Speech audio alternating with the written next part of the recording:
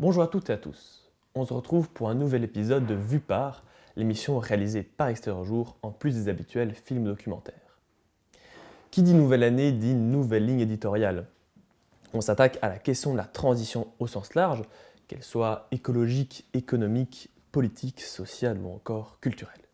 Aujourd'hui, on sera accompagné de 3 représentantes d'associations bruxelloises qui travaillent sur des projets de transition. On accueille Georgia Scalmani du GAFI. Bonjour. Bonjour. Donc du groupe d'animation et de formation pour femmes migrées. On accueille également Oumia Sali de l'Institut de la Vie.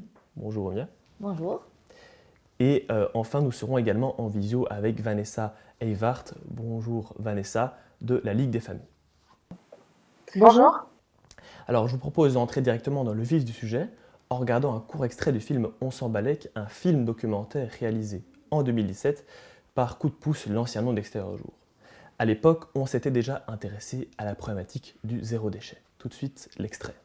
La chose qu'on ne pense pas quand on achète des produits ou des choses comme ça, on les prend, on les met à la poubelle et puis on ne se pose pas d'autres questions. Ouais. Mais il faut savoir que derrière le tri, on ne recycle que 30 à 40% de nos déchets.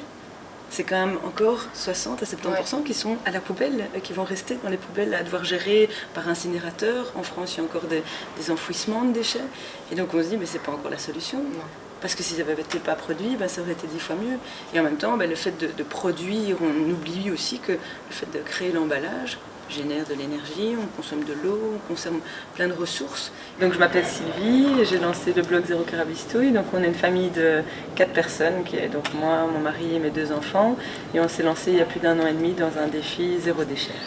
Mais après 2-3 mois, je crois, d'exercice, on peut vraiment atteindre des résultats directs.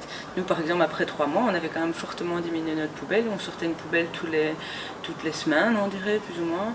Et c'était une poubelle de 80 litres. Et maintenant, ici, on n'a plus sorti de poubelle depuis le 25 novembre 2016. Donc ça fait plus de 6 mois. Alors, on vient de voir dans l'extrait, je me tourne vers vous, Vanessa, que l'objectif d'atteindre le zéro déchet, ça reste une préoccupation assez importante, assez répandue, et justement, votre projet en fait partie. Alors, vous avez lancé le projet Caravane Zéro Déchet qui se baladera dans les différentes communes de Bruxelles. Est-ce que vous pouvez nous en dire un peu plus, s'il vous plaît ? Oui, donc la caravane zéro déchet, c'est vraiment physiquement une caravane qui va se balader, comme vous le disiez, dans les communes bruxelloises. On cible plusieurs publics d'âges différents, que sont les enfants d'âge primaire, d'âge secondaire et les familles de manière plus large. En fait, le projet vient vraiment directement de familles zéro déchet avec lesquelles on a travaillé, qui sont donc déjà impliquées dans une démarche zéro déchet et qui pointaient que cette démarche, qui est une démarche individuelle, elle est souvent soumise à un tiraillement, puisqu'en fait, ils font du zéro déchet à la maison, mais dans les autres lieux d'éducation, par exemple des enfants, que sont l'école et la crèche, le zéro déchet n'est pas pratiqué ou très peu. Donc, l'idée, c'est vraiment de sensibiliser de manière assez large le public à ce que c'est que le zéro déchet, à comment on peut rentrer aussi dans un processus zéro déchet, et puis voilà, de manière un peu ludique, à lever aussi quelques freins, quelques peurs qui pourraient mieux faciliter ce genre de démarrage pour d'autres familles autour de ces familles zéro déchet que nous avons rencontrées. Alors, vous l'avez dit Vanessa, votre but c'est de toucher un maximum de personnes, enfants comme adultes. Ça rejoint finalement un peu le concept de transition sociale. Alors, je me tourne vers vous, Georgia. Vous aussi, dans votre projet, vous associez transition écologique et sociale. Est-ce que vous pouvez nous expliquer votre projet, s'il vous plaît ? Absolument. Donc en fait, nous on travaille avec un groupe de femmes et on questionne les questions des sociétés, donc au sens très large, et on essaie aussi d'expérimenter des solutions et sociales parce que tout d'abord, c'est de l'échange, c'est du partage et c'est aussi questionner le système économique de production, de consommation. Tout pratiquement, on fait cette année par exemple, on a fait des produits des soins naturels et donc on part des savoirs aussi qu'on a et on essaye de produire autrement. Donc vous proposez une alternative aux produits industriels. Aux produits industriels, à la consommation et aussi c'est moins cher. Donc c'est aussi une alternative aux dépenses et au portefeuille. Donc c'est un atelier mené par des femmes immigrées justement pour avoir une alternative dans cette consommation. Tout à fait. Mais c'est un groupe de femmes qui fréquentent le GAFI aussi pour d'autres activités. On fait de l'alphabétisation, formation, couture, transformation des vêtements. Et on se retrouve une fois par semaine pour questionner. Donc on fait des animations où on questionne aussi théoriquement le système et on met en pratique aussi, on expérimente des alternatives et on construit ensemble le projet. Donc c'est vraiment, ça part aussi d'elle, avec elle. On a des partenaires aussi. Et donc c'est basé sur un échange de savoir, de connaissances également. Absolument. On échange, donc on part vraiment des remèdes anciens. Et en fait, on se rend compte souvent, c'est beaucoup de souvenirs qui viennent aussi, beaucoup de récits, beaucoup d'histoires. Et donc on essaye aussi de construire une autre histoire. Et c'est des histoires souvent du pays d'origine, où le contact à la nature était aussi plus direct. Et donc la migration, c'est aussi une transition. Et donc souvent, c'est réattacher aussi et reconstruire aussi nos savoirs, que c'est des savoirs des ancêtres ou des savoirs qui étaient là jusqu'à avant. Et justement, je me tourne vers vous, Oumia. Finalement, ce moment d'échange, de partage, ça se retrouve également dans votre projet vélo notamment. Est-ce que vous pouvez nous en dire un peu plus? Oui, tout à fait. Donc en fait, le projet vélo à l'Institut de la vie vient d'un projet préalable. Donc on a vu que donc on a travaillé plus l'émancipation de la femme. Donc de cette émancipation, on a vu qu'il y avait un désir fort des femmes d'apprendre le vélo et d'avoir le vélo comme un vecteur d'émancipation et allez, c'est comme ça on va faire des ailes à ces femmes pour s'envoler et avoir un autre horizon. Donc d'où la demande du projet et depuis 1 an maintenant on a des femmes qui savent rouler, qu'ils ont appris avec leurs enfants. Il y a même des femmes qui ont trouvé le vélo comme moyen de transport. Donc il y a des femmes qui viennent même, parce qu'avec l'Institut de la vie, il y a d'autres missions, il y a d'autres projets. Donc il y a des femmes qui viennent à vélo même à nos cours de français. Donc ils se sont réappropriés le vélo. Ils sont réappropriés, ils font des balades. On a même approprié un tandem, donc ils font même des balades avec leurs enfants. Voilà, donc... Et vous avez des résultats plutôt positifs c'est très positif parce qu'on est encore à la demande, malgré que avec les restrictions Covid, on ne peut pas accueillir beaucoup de femmes. On a des listes d'attente encore pour ce projet-là. Et justement, on parle de transition à la fois écologique et sociale depuis le début de l'émission, mais finalement, est-ce qu'on sait réellement mettre une définition derrière ce terme? On est parti à la rencontre des Bruxellois pour voir ce qu'ils en pensaient. Selon vous, qu'est-ce que la transition? J'ai pas trop d'idées. Je sais pas. Alors là, vous me posez une colle. La transition, aucune idée. Ça peut être une manière différente qu'on a, les habitudes qu'on a mauvaises, qu'on puisse changer et apporter quelque chose de nouveau. La transition, c'est un grand mot. Transition écologique, comment on peut dire ça? Je sais ce que ça veut dire écologique, mais une transition écologique, j'ai jamais entendu parler de ça. C'est tout ce qui, d'un état à un autre, genre quelque chose qui change entre guillemets ou qui... Enfin voilà, la transition écologique par exemple, faudrait être mieux écologiquement, pas jeter ses mégots par terre par exemple. Du coup pour moi c'est vraiment le changement qui va être obligatoire à partir d'un certain moment quoi. Socialement, du coup, c'est vraiment le principe que la société en elle-même change énormément, les mentalités changent, la population change. Pour moi, c'est vraiment tout ça. Alors, on vient de voir que la plupart des personnes interrogées ont du mal à donner une réelle définition, en tout cas une définition claire de ce qu'est la transition. Alors justement, je me tourne vers vous, Vanessa. Avec vos mots, quelle est votre définition de la transition ? Alors pour nous, en tout cas à la Lutte des familles, on inscrit cette question de la transition écologique vraiment dans la participation citoyenne. C'est aussi une manière finalement de proposer et de promouvoir des solutions collectives, familiales et individuelles, et donc de pouvoir proposer à nos participants, à notre public, aux gens qui viendront découvrir la caravane, de nouveaux comportements qui seraient plus écologiques et donc qui permettraient d'aller vers un mieux sur les questions, entre autres, par exemple, de réduction des déchets. Alors, je me tourne vers vous, Oumia. Est-ce que vous êtes d'accord avec ce que vient de dire Vanessa? Est-ce que ça reprend les termes que vous auriez mis, vous, pour cette définition? En fait, il faut savoir que nous, on travaille avec un public fragilisé, donc un public dont il a un savoir de français qui est très, très minime, à savoir moyen. Donc, pour moi, si je vais pas parler de la transition à mes apprenantes d'une manière, dire transition avec comme il a dit dans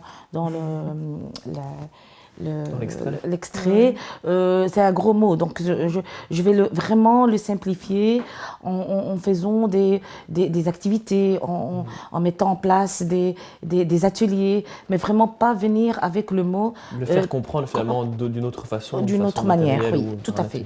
Tout à fait. Et justement, je me tourne vers vous, Georgia. Est-ce que vous avez une définition particulière à donner ou c'est aussi via des ateliers que vous faites comprendre ce qu'est la transition ? Donc, un atelier, en fait, on n'utilise pas ce mot. Personnellement, je trouve la définition qu'on est en train d'essayer de pratiquer, c'est faire du changement et être actrice du changement, donc du coup, en tant que groupe, en tant que femme. Mais on ne l'utilise pas parce que c'est un mot qui est abstrait. Donc, c'est comme on disait, comme tu disais, c'est un gros mot et comme les témoignages. Et en fait, c'est plutôt changer, c'est changer la société, changer ensemble. Et donc, être actrice vraiment du changement, je pense que ça correspond. Et ce changement, vous le voyez plutôt à long terme, de façon lente, contrairement à un changement plus brutal Moi, je ne sais pas, mais il y a des changements visibles, des changements qui font du bruit, des changements qui sont silencieux. Et souvent, c'est les plus silencieux qui après peuvent produire vraiment des changements plus profonds. En tout cas, ce sont des projets qui, c'est pas une fois et c'est fini. C'est quelque chose comme en éducation permanente et en éducation populaire, comme on travaille aussi dans les deux associations, c'est des choses qui sont travaillées dans la durée et c'est pas dans l'injonction. C'est pas, en fait, les femmes, elles sont bien conscientes de la société dans laquelle on vit. C'est pas nous d'expliquer. On construit et on essaie de construire ensemble des alternatives et du changement. Et donc, c'est pas faire ceci ou faire cela, mais faire autrement et découvrir des choses anciennes et nouvelles et donc faire aussi autrement.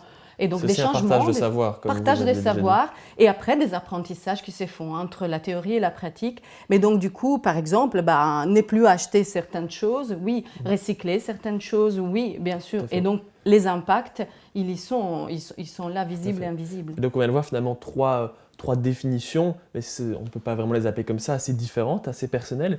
Et justement, ça nous amène à la question, la transition, à qui incombe-t-elle vraiment ?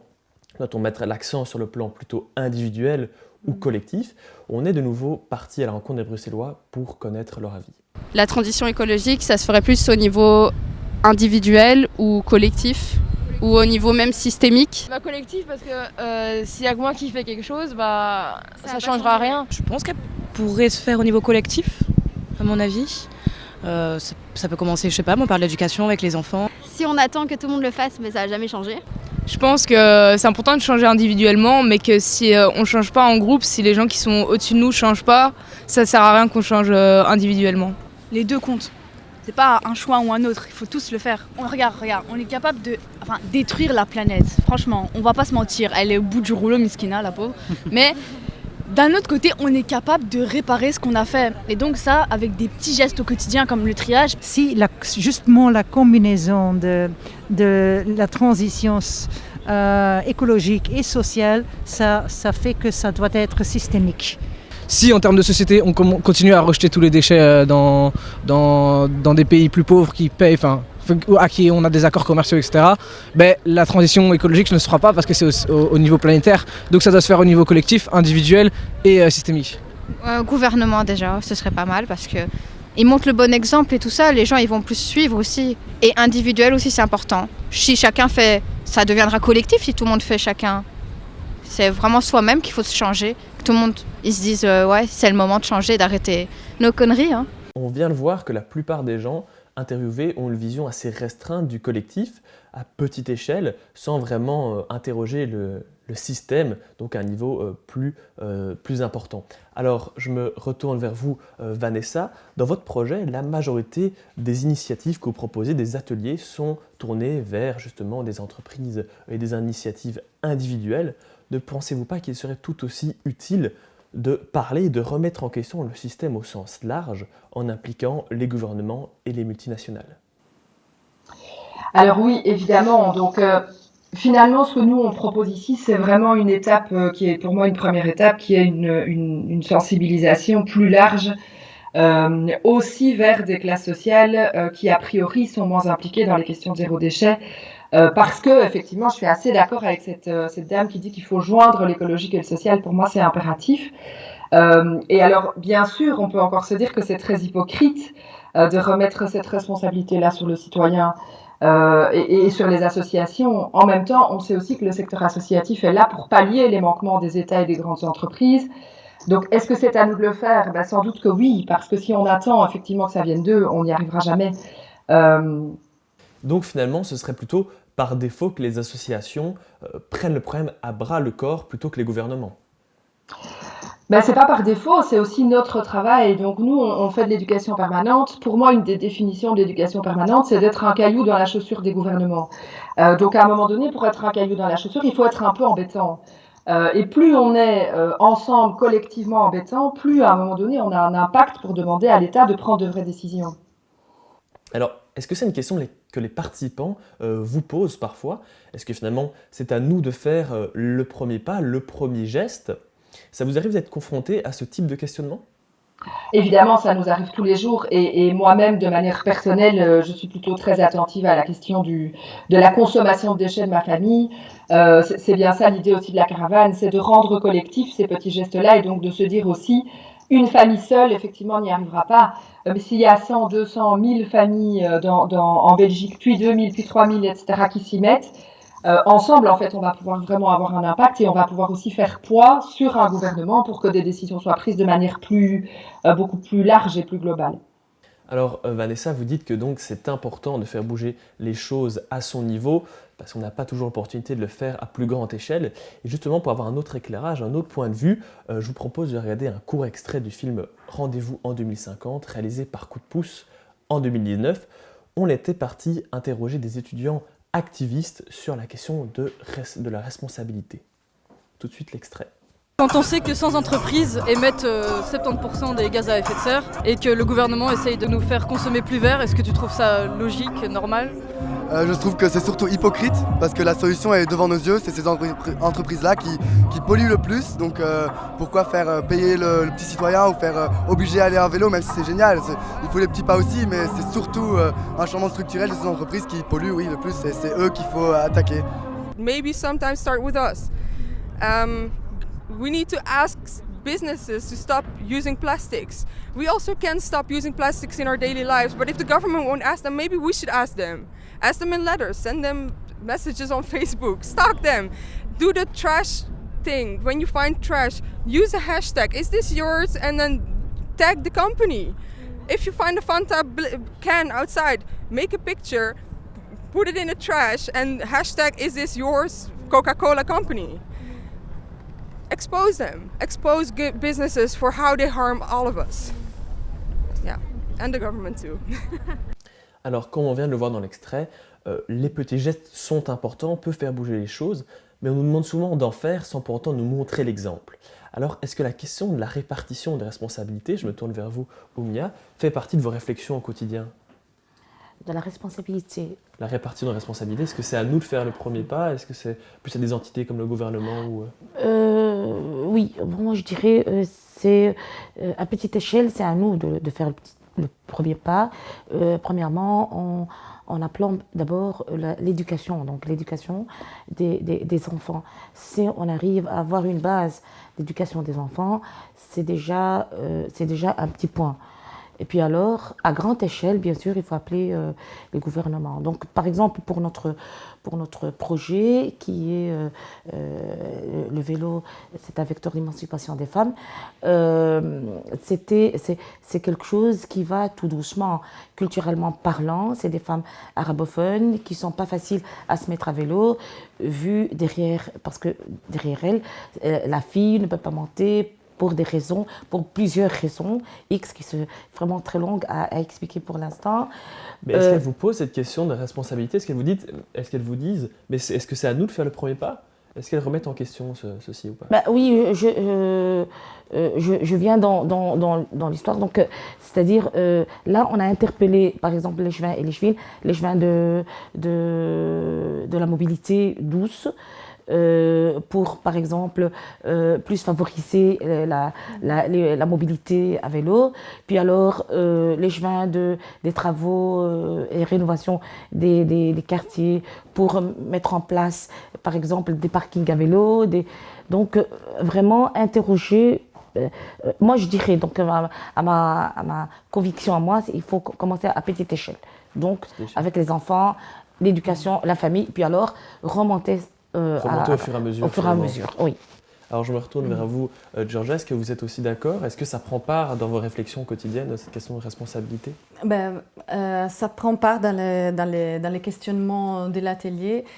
Souvent, quand on questionne plus le système dans les animations et autres, c'est très déprimant de voir ce monde comme il va. Et donc, et c'est très déprimant aussi de dire quelle part on peut y mettre pour changer, parce que la conscience est liée, hein, et les gestes, etc.